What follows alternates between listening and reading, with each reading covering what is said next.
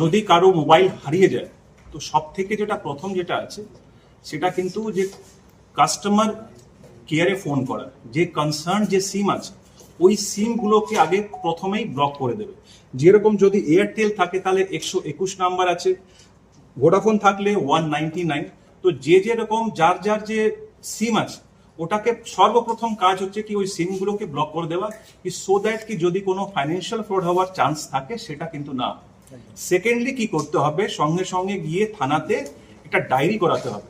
Diary করানোর পর CIR একটা পোর্টাল হয় বা sanchar-sathi.com একটা পোর্টাল হয়, সেখানে বিভিন্ন ডকুমেন্টস গুলো আপলোড হয়ে যাওয়ার পর ওই সেটটাও ব্লক হয়ে যায়।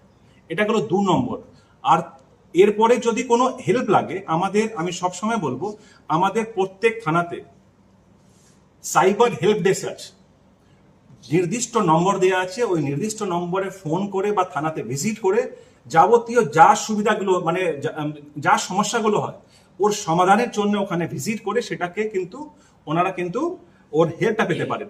যেরকম আমি আপনাকে বলবো, আমি জাস্ট আপনাদের মাধ্যমে কিছু নাম্বারটা দিয়ে দিচ্ছি।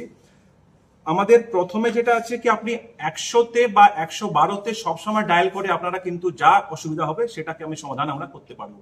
আপনি 100 বা 112 যেটা আছে সেখানে আপনারা ফোন করে নিতে পারেন।